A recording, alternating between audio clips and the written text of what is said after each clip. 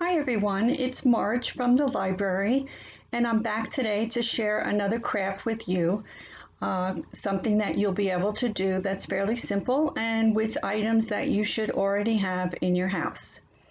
So today's craft, we're going to be making these adorable little bunnies. So even though Easter has passed, bunnies are still a part of springtime, and we all need a little bit of springtime. So we're going to be making these little bunnies, which they have their little tails, and they're very, very simple to make. You can make them on your own. If you want to get the kids involved, you can do that too. So I'm going to show you what you need and how you do it. So what you're going to use is socks. And again, when I said items around the house, this is a perfect opportunity to make use of all those socks you have that are missing their match. So you can use any sock, but like I said, it's great. Take the ones that have no match and use those, and that would be great.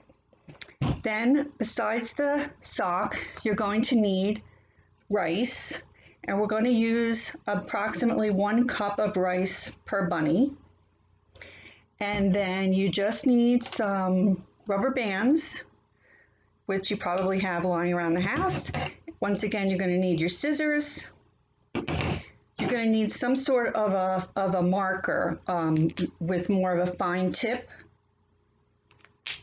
And then just, if you have any kind of ribbons around, we're going to use a ribbon to tie around it at the end. Okay, so that's all that you need. So let's see, to get started. Oh, and you are going to need a cup, a glass, any kind of a cup. So what we're going to do is we're going to take the sock and we're going to put it in the cup and then stretch it over so that it's like that. Okay? And then we're going to take our cup of rice and we're going to pour it in. Putting it over the cup makes it easier to get it in there. You could just push it down as you pour. Just pour a little bit slowly so you don't spill it, and you can get it all in there. Just keep going till we fill it up. Okay, so now I'm going to kind of push it down in there, and then I'm going to pick it up, shake it so it gets all the way down to the bottom. Okay, and kind of make it into a ball. Okay, then you're going to take one of your elastics and you're going to tie it around.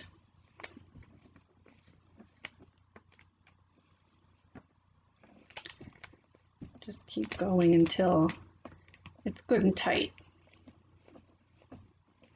The only elastics that I had were kind of big ones, so I had to go around a couple of times. So there you have that. Okay, and now to make the second part of the bunny, as you see, it's like that. We're going to grab in the center and make the second part of the bunny. Take another band and go around there. And you know, if it doesn't work the first time, it's very moldable, so you just play around with it till you get it looking the way you want. And again, depending on the size of your elastic, that will determine how many times you go around. So there, I think that's good. Okay, and again, you can squeeze it and mold it into exactly the shape that you want. I think I'm going to actually go around one more time just to make the difference between the head and the body a little more noticeable. There we go. Okay, and now for the little tail that you see, we're going to decide first of all which you want for the front and the back. Then take some of the rice from the back and just kind of grab it into a circle. Take another elastic and go around it, and that will form your tail.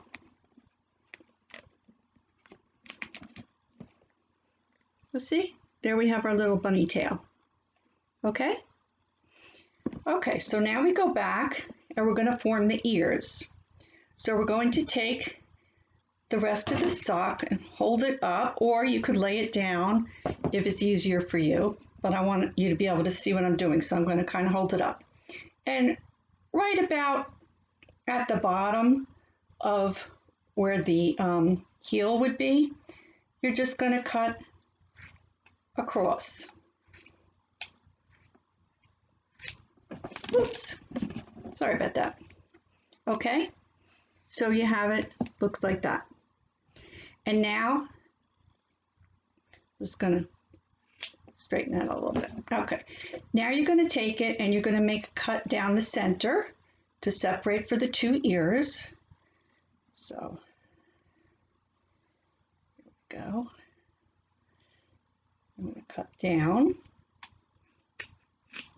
Okay, so it's separated for the two ears, and then you can lay it down and try to shape the bunny ear. I just kind of free-formed it and was able to just kind of curve it, go like that, and then the other side. They're not, you don't want them all the same, but just a little bit more of an ear shape like that. Okay. Then you take your marker, and as I said, you want it to be more of a fine tip marker, and we're just going to draw a little face. So all I did was I just drew two little eyes, two little circles I did for the eyes. And then I just did a little nose. I just put a little bit of a little X there for the nose, okay? And you can get creative with this if you want. This is just your basic one. And then I take a ribbon and I just make a little bow. You could make it look like a bow tie, or you could put different kinds of ribbons or whatever you have lying around the house. That's the whole point, is that we want to be able to have some fun and be creative, but with things that we have already in the house. And there you go. So there's our little bunny.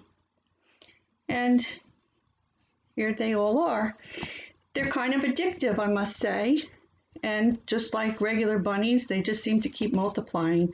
And you can get creative, as I said. Then maybe you could make other types of animals if you could come up with ideas. But in the meantime, this is just a nice, fun little craft, and you can do it with yourself, with the kids, or whatever. So I hope that you'll give it a try and that you'll enjoy it. Okay, so I'll see you next time. Take care, everyone. Be safe.